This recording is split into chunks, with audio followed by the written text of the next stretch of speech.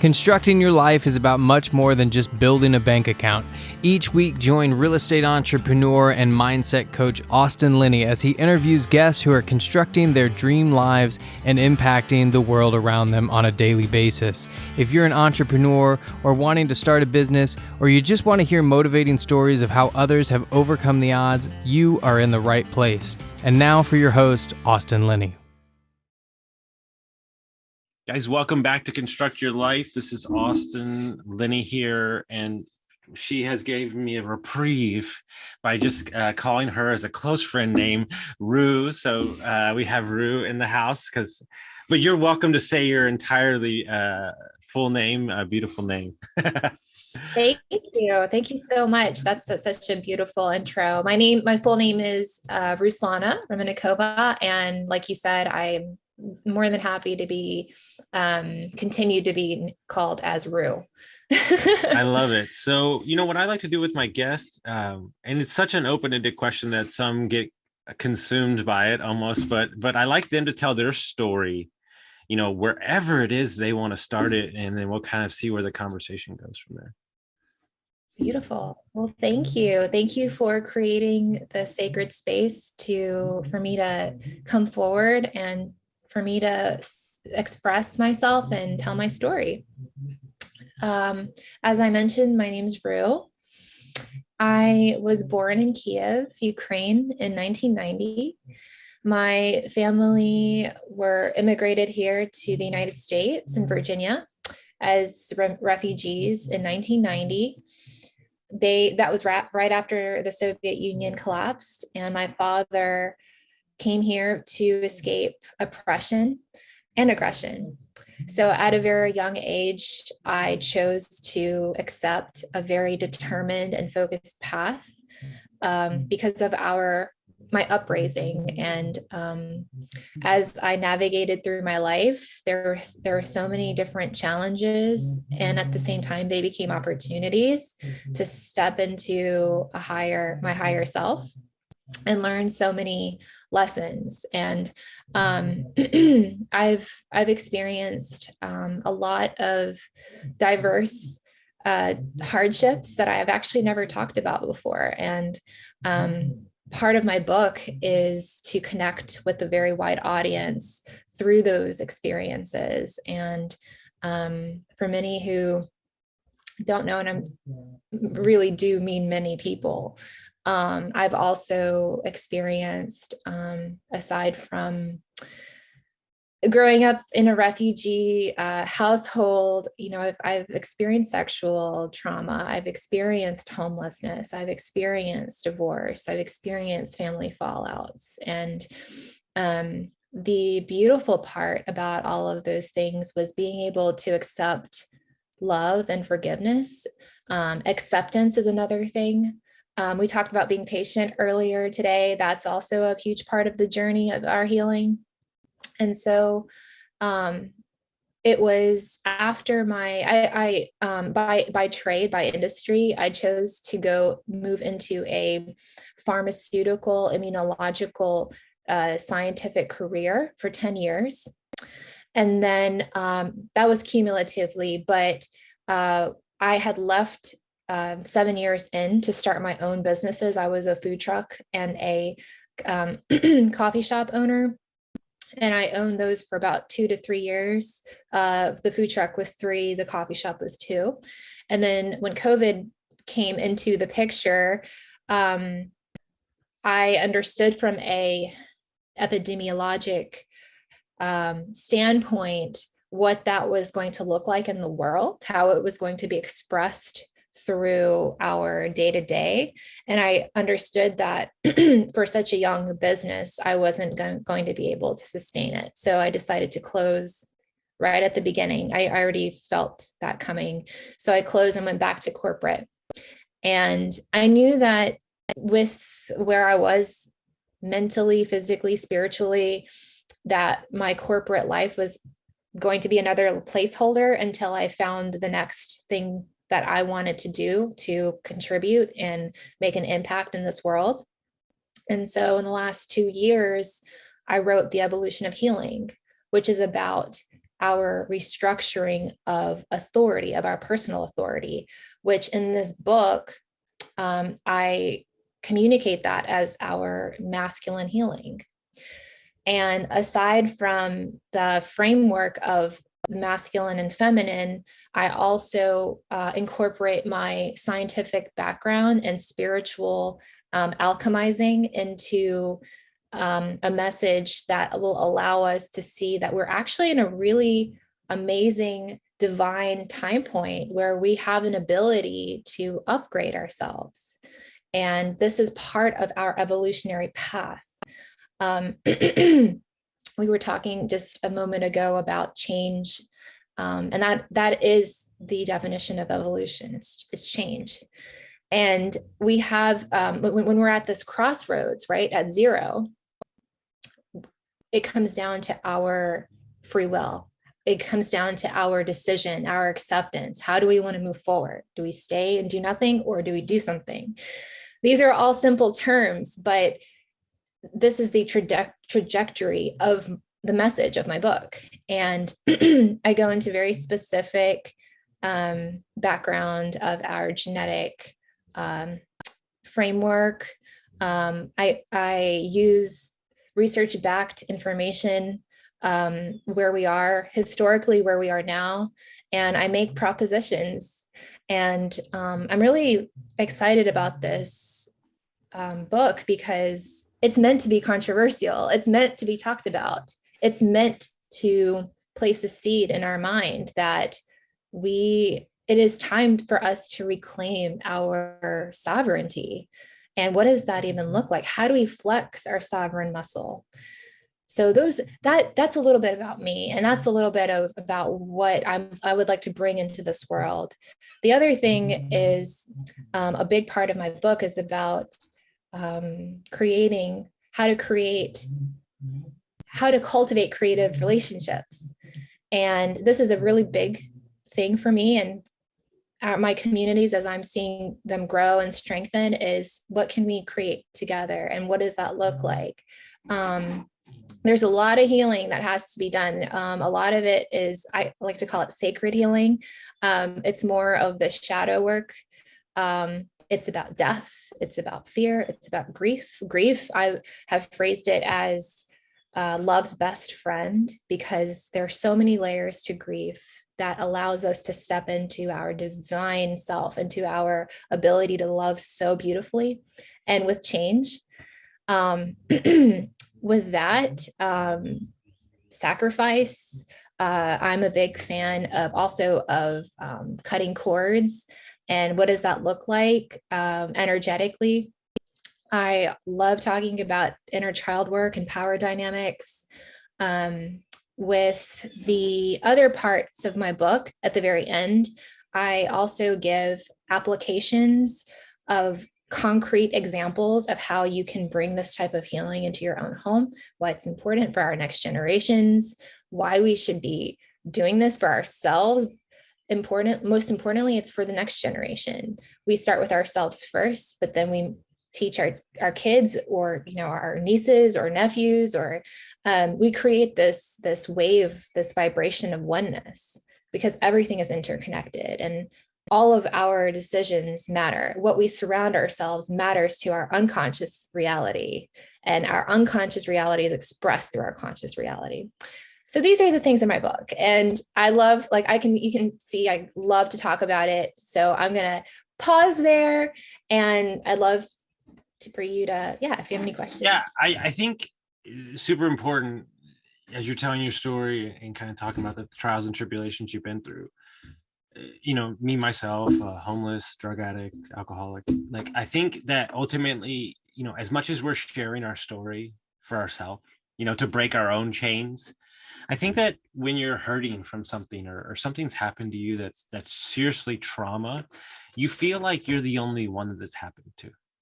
And so when somebody like you is strong enough to write about their story and their trials and tribulations, as much as it is for you, it really is to give those people a space to connect with somebody else and see that they're not the only one. Because if you feel like you're the only one, sometimes it can be all consuming. And so have you noticed that when you start sharing your story that a lot of people are like, thank you so much? Yes. So first of all, writing changed my life completely. And this was something that I was called to do. I felt a tug. Actually, it was like a yank from what I used to do 2 years ago. I mean, I was really just engulfed in things that I didn't really feel truly mattered to me anymore. And so I decided to do a detox, a reset, where I shut off social media for 6 months. I went into Mother Nature and I got lost in, well, not lost, I actually found myself in being surrounded by creation, for me to understand and remember who I am, because that was the first thing that my father, the mantra that comes up with my father, he always said, remember who you are. And that's something I feel like we can all connect with, is when we feel lost, it's understandable that we have this feeling of I'm alone, which is a story. It's not real, but it is understandable why. That's why, compassion comes into play, where this is where we can connect. This is actually a gap where we can connect, where we feel like we're alone, but we're not. This is part of the collective. But when I started to write, I felt so much inhibition, blockage, like not being able to really like sit and confront myself. And I couldn't even do it for me. I couldn't even sit down and write for me, which is why I received so much earth healing and so much ability to get grounded and listen. That's the first part, is listening. And not necessarily like listening to people, but listening to earth. Mm-hmm. It teaches us so much just by being present and being aware of what's going on. So there was a lot of clearing I had to do. And then I have a book coach, Dr. Erin McMorrow, who wrote Grounded. Mm-hmm. She is one of my she helped me so much in my clearing and ability to heal, so that when I did sit in front of my computer for countless hours, 10 to 12 hours. I mean, think about that. Like, yeah. I can go from like 2 minutes of writing and being by myself. I've found every intention of like, oh yeah, I have to go turn off my phone, or I have to go get some tea, or I have to do this and that. No, I closed, but it took a while to get there, but it went from, I can't do this for more than 5 minutes to I'm here for 12 hours writing. Yeah. And so when I started to develop that confidence and that cadence in writing, the confidence came back into full swing, and my relationship with social media repatterned. I no longer really, I wanted to share more about the inspiration that was flowing through me. And when I started to share more, like you said, I started to receive messages from people that were, they weren't random. I think that I do believe the universe is random, but everything has a purpose. There were thank yous. Thank you for sharing this. Thank you for coming out and, sharing graceful positivity, and not only just positivity, but real stories. Because people are also seeking ways to unblock themselves. They just don't know where to start, which is understandable. Again, this is why I wrote a book on restructuring your authority. Mm-hmm. So it's all intertwined. This beautiful tapestry of life, everything is connected, and there is so much healing that needs to be done. Everything turns into the direction of healing. Mm-hmm. Even our cells, even our genetic makeup, our cells divide, our cells regenerate, our cells clean up, get rid of dead cells. Everything moves forward into life. And we've become this society of like, with Google and everything, like, we're never allowed, a lot of what I do in my coaching, especially high achieving business people, is we're never not allowed to have the answer or the next step. you know what I'm saying? And like, so we went through this process with my client who was having this hard time making the decision, and we made a rule that he wasn't allowed to make the decision for 2 weeks, like a big one, right? It was a huge decision. And we put that in place. And then 24 hours later, he made the decision. Like when we gave him the permission to like not make the decision came up very easily. And so, you know, if anything, right, COVID and all these things and these changes of our lives, you know, my thing is we have to really respect the time and space that we're in, or the season we're in. And, you know, maybe that looks like, I'm just saying, anybody that's listening out there, maybe like your partner picks up the bills for like 60 days or 3 months, and you don't feel guilty about it. Like you have a proper communication about it, and you let just you be you, and vice versa. And, you know, in a relationship, there's time where one person takes on more responsibility, and, you know, but we're not allowed to do that, right? Like that doesn't exist anymore. You know, you got to have the right answer. When you leave the job or you get fired, you got to move to the next job like 2 days later. And it's like, yeah, but like you haven't even like put to bed that relationship or that job. And so, you know, I think that we have to create like kind of markers or pillars or situations where we like actually like respect it, reflect on it, learn from it, and then kind of move on, but don't rush to the next thing, because if you're just rushing to the next thing, then you don't even have it. It's just one big blur.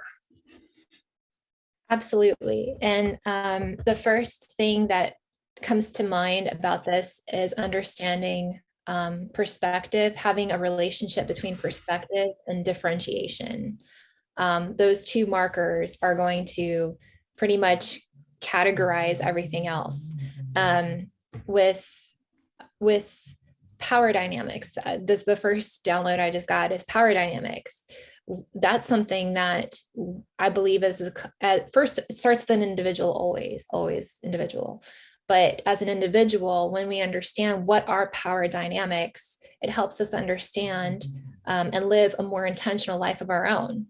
And so when we become more understanding of these dynamics, we can implement them in our systems of life, in our jobs, in our relationships with others, with children, charities, helping others who need help. Like we can use our power to help people in need, which is creating an amazing karmic positive and, you know, ability to create love and more abundance to come through, right?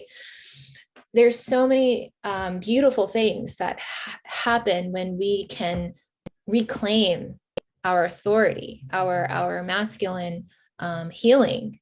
And I have a sweet spot for like corporate and business settings where timelines, where, you know, we need to have answers and seek solutions and XYZ.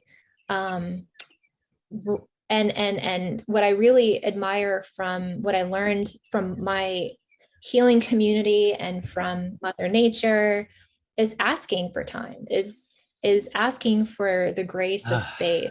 Yes. And like, oh my God, like, dude, you're speaking my language, because within business, right, there can be, you know, asking for more time. Like, you know, we're like, what I'm finding, and I'm curious from your business settings, like it's just mainly priorities. Like all the CEOs, the companies I coach, like their priorities are out of whack. Like there's this list of like 18 things. And like, we go back to like, hey dude, what's the biggest thing that you could knock out right now? Because what they're not looking at is the opportunity cost of bandwidth within the brain. That's not what they're paying attention to. They're paying attention to a list, but you thinking about the list forever is actually keeping you from doing anything on the list.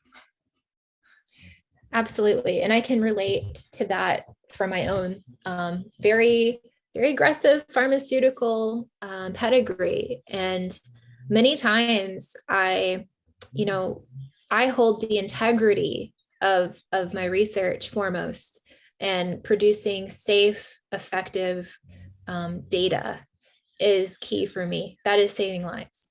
And, you know, in this particular world, which is one of the reasons why I left, is that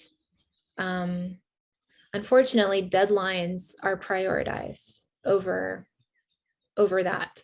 And so there's a lot of restructuring. Like I do believe that we can come to an agreement when we need more space for the universe to actually work with us, to give an opportunity for a solution. And that requires time. These are such esoteric concepts, but they are real and they're true. Also, having time to work with other people, to work with other talented, qualified professionals is also a reason why we need more time to bring other people to the equation, so that we can bring more skill and talent to seeking, masculine solutions.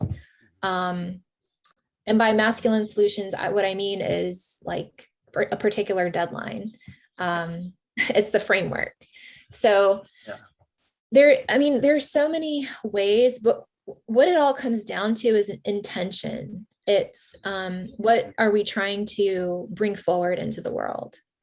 And if we're seeking to maximize on our profits, then it's understandable why people would rely on a calendar and time and having things done by a certain time. But when we allow the intention to be impact, to be positive change, to help people, to save lives, then grace comes into the picture. Then we're able to act like, let the universe bring cosmic abundance on its own.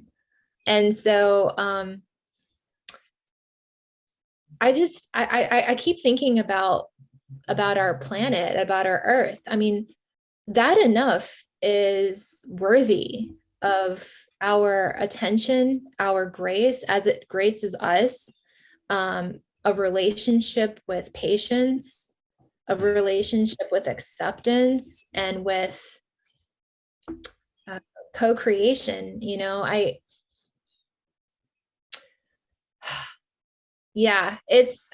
There's so much we can say about diversity, like biodiversity, like when trees, like the way they even compete with each other, it's more like collaboration.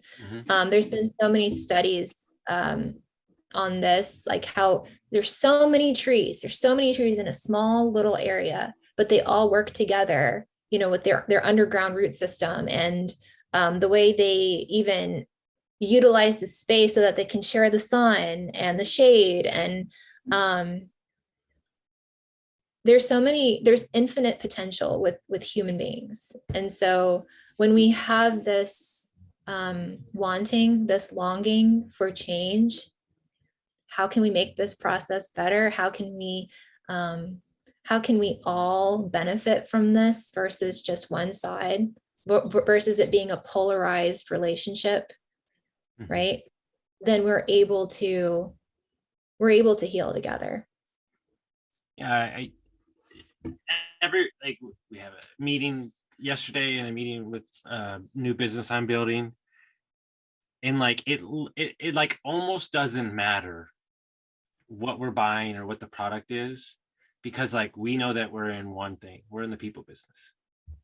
If we pour into our people and we find out what they really want, this is the same way I coach entire companies.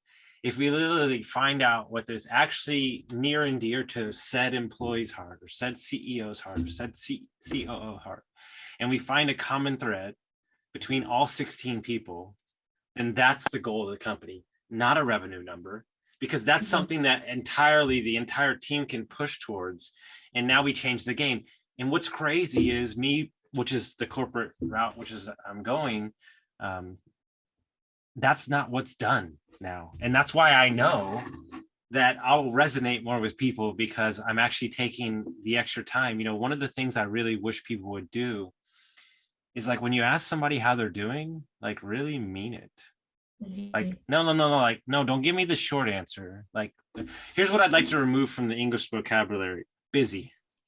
And I'm guilty of it. Like, yeah, we get it. Everybody's busy. Welcome. There's infinite possibilities, infinite opportunities, infinite Zoom calls, podcasts, to listen. And what I'm trying to get my clients to do is like, hey, You've listened to enough stuff. Let's go to work. Because I want to ask you this question, and this is like, it's not an egotistical question. It's merely like, I asked Rachel this the other day. I almost feel like reading books or like listening to podcasts is almost a confirmation of everything that we already know that's inside of us. Like, I got here before reading How to Win Friends and Influence People. Like, I was doing that and I read it and I was like, oh, like that was already kind of the way that you thought, but like this confirms it. And yeah, there's some things to pick up on. So like, how much do we truly have inside of us that is the ultimate gift that we're not tapping into because we're trying to chase this thing over here? We're trying to do this, or we're not connected to nature and we're not grounding ourselves. Like, I think that's probably the disconnect, is not trusting oneself in the gut.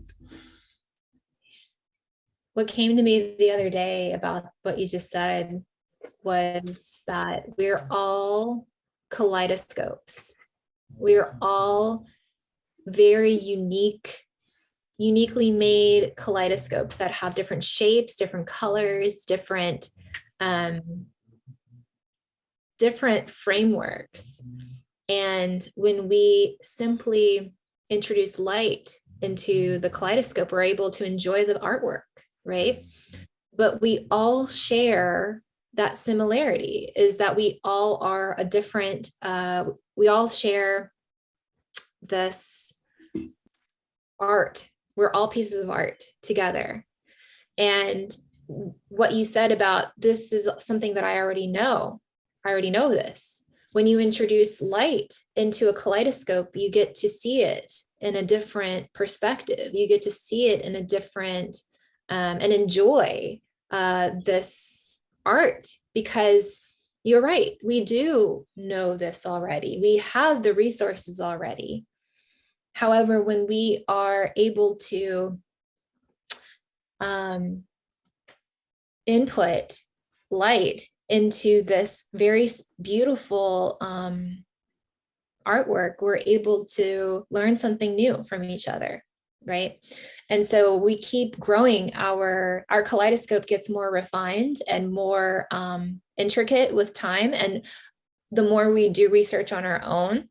Because you're right, ultimately we have all of the tools that we need. And when we first started to talk on the call today, I said, it's so awesome that we're all like magnetizing and, getting to know each other as a collective in the healing world, because our kaleidoscope just keeps getting more refined and we're able to grow on it. We're able to pass on to the next generation so that they're able, our kids, our next, the next line gets to continue getting more refined. But we also have to remember, there's 2 points to the journey, as we remember and we keep going. Yeah. I have a new measuring stick with coaching. It's very complex, and it's the only thing that matters. When my clients' wives text me and they don't even know me and they say, whatever you're doing, keep going, we're good. Because his dad's showing up happier, healthier, the kids are noticing it, he's spending more time with them, the wife's getting proper communication. And so, and I don't know about you, because I'm sure you made good money when you were in the corporate setting, but like, you realizing at the end of the day, like, it's all relative. Like, even when you're like highly successful, like the success starts today. I mean, like with a declaration to oneself saying, this is what I want, I've clearly defined it, and then I'm going to go after it. So, you kind of did this for yourself. What would your advice be to anybody out there that maybe is in a job that they're kind of like, but I'm making good money and like it's thing, but I'm just, something is pulling against me? Because I feel like I meet like 3 a week that are like, yeah, I was like big corporate, and like now she's, doing her own thing and just happy as a clam. So, what's your advice to somebody that feels like they're kind of stuck? It's such a timely question, because I was thinking about making a video on this today, because my 3-month anniversary just came up on the 20th, where I left my job the second time around, the sequel. And I feel, first of all, I just want to say, with my heart forward, I completely fall into the universe. I didn't have I didn't go into another job. I just I'm doing this. I am not reading, I'm writing. I am talking and sharing about my book, and I'm helping other people go all in on their creativity, just as I'm inspired to do the same. In the last 3 months, of course, I'm going to share that it's frightening, and the attachment that I've had to, being comfortable, being supported by finances, being knowing okay, X, Y, and Z are going to be fine because I have this coming in, is something that I continually had to work with and also heal. That's the most important thing, is re-heal and restructure my relationship with money, because what I experienced is that the universe always provided. It always provided in its own way. And also, I want to say, with the support, because it takes support. Remember, we're never alone. We're never alone. I want to also give a very, I'm very grateful to my partner, Dave Robinson, who has been an amazing emotional support, confirming that I'm doing the right thing. That's been really helpful. And also my friends and community, sending those thank yous, those thank you for sharing your story, goes beyond what people really believe. They're motivations to keep going. Okay? I really believe that it's the only thing that matters in that moment, because I can't tell you how many times I've had a fellow coach, right when I'm at the end of my rope, sends me the text I need that gets me going another 7 days. So I wanted to add on to that is the journey is what it is all about. The journey is it's deciding to move forward in those frightening moments. It's deciding to accept it, that yes, I am scared, but I'm also trusting this, and I'm going to be fine because I believe in the universe. I believe in existence. I believe in life is what makes it's what makes the impossible possible. And it's what a true warrior is. It's what a true warrior is. It's believing in humanity.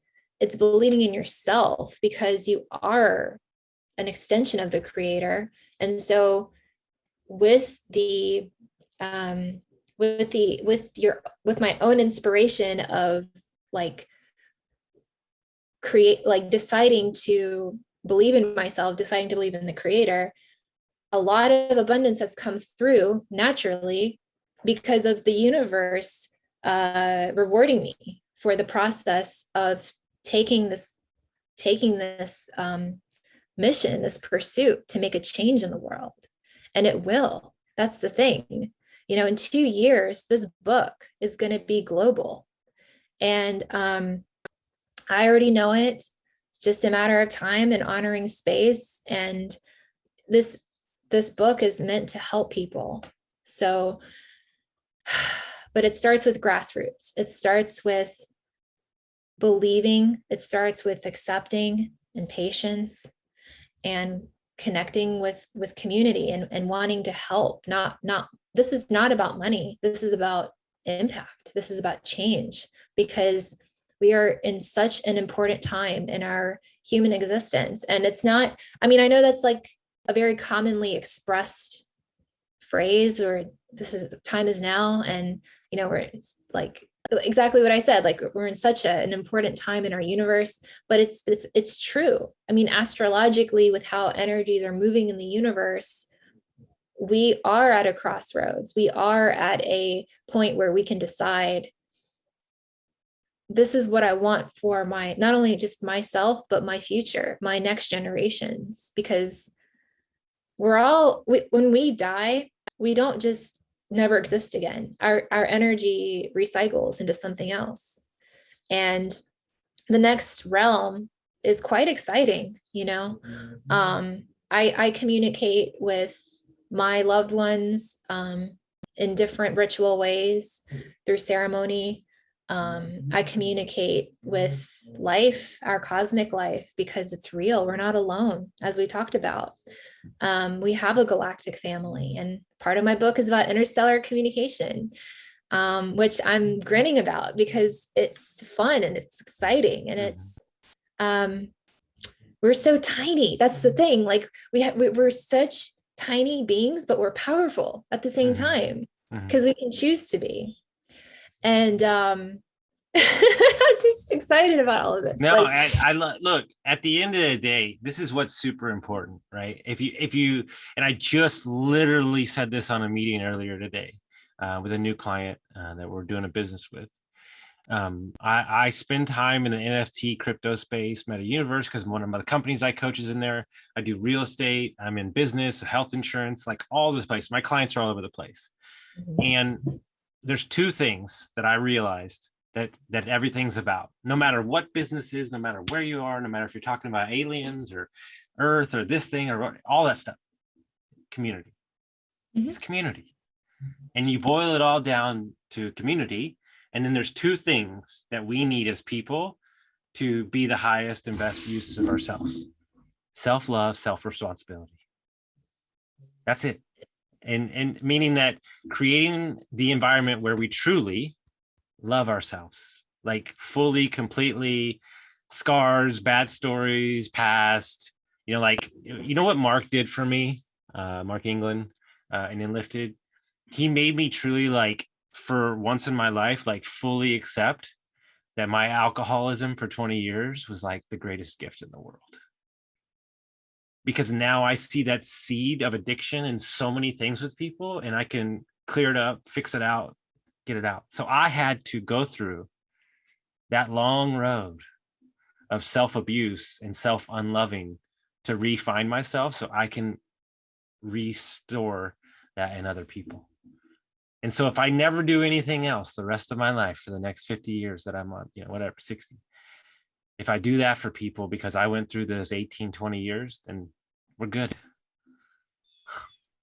You can write that as a book, as a story. I will when it's time. I read so I make all my business clients, it really frustrates them too when I make them do this. If they're stuck and they just can't get anything, I make them read Big Magic, the lady that wrote Eat, Pray, Love. And they're like, why are you making me read this? And I'm like, because you need to. Because you need to understand that your gifts, your abilities, the things that you bring into this world, if you don't let them shine through somebody else, they're going to go on to somebody else. So if you're the best flute player that exists on the planet, play your flute. If you're the best business person at checkers, like, go make a checkers company, like, whatever it is that you want to do. And I say those to be ridiculous. Like, whatever it is that you do, don't be shy about it, or don't be embarrassed about it. Just let it shine through. And you have no idea, there might be a whole group of people over here that have been waiting for you to show up, and, like, maybe because I worked in the music business for a couple of years, that I met a lot of cool artists and stuff. But, I think that everything that we do is at its base level is art, in my opinion. It's true. It is. We're all artists when we can accept that I am an artist, period. We can start to truly create more intentional products and also form with awareness, be more aware of the tribe, the artistic tribe.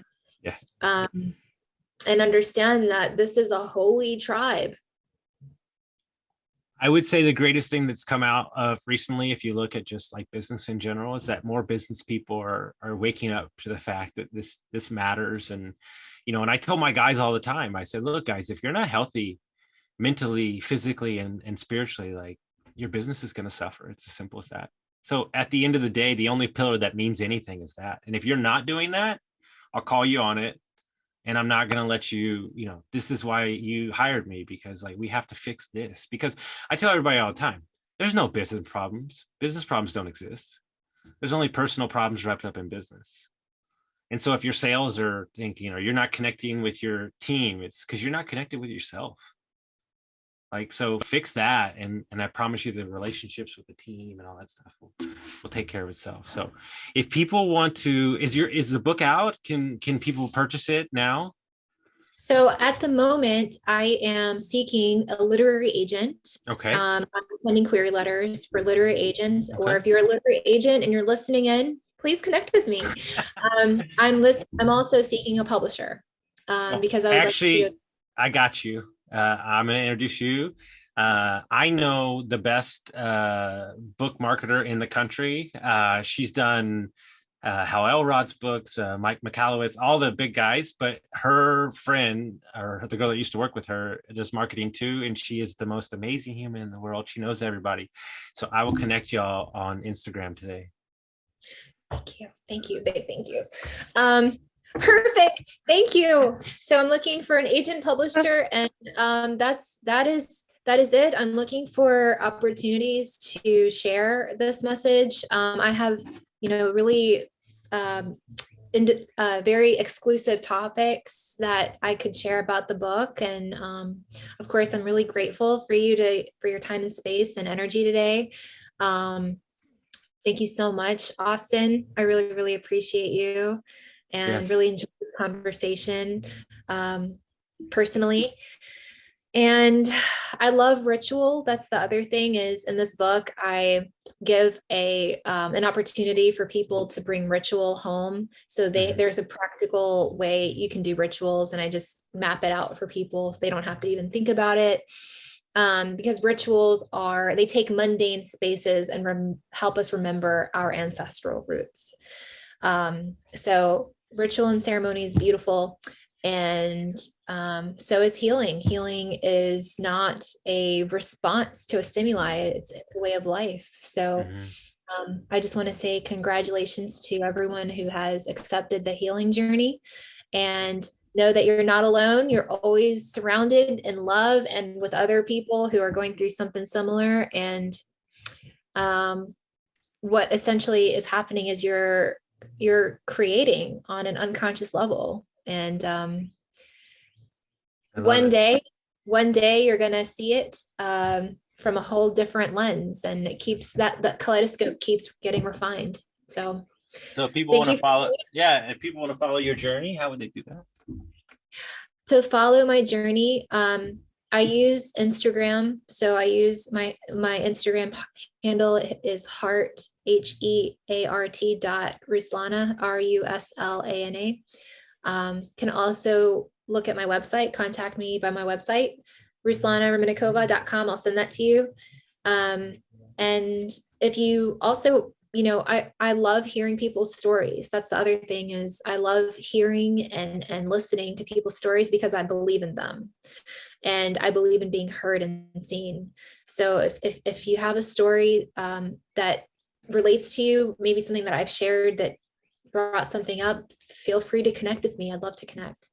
I love it. Guys, if you like this episode, send it out to your friends, share it with somebody, get some value. We'll see you next time.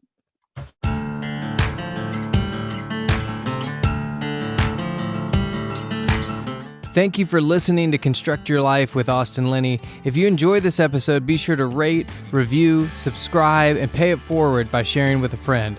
Most importantly, take this opportunity to start constructing your life by taking immediate action on what you learned. For show notes, resources, and more information on one-on-one coaching with Austin, visit constructyourlifepodcast.com.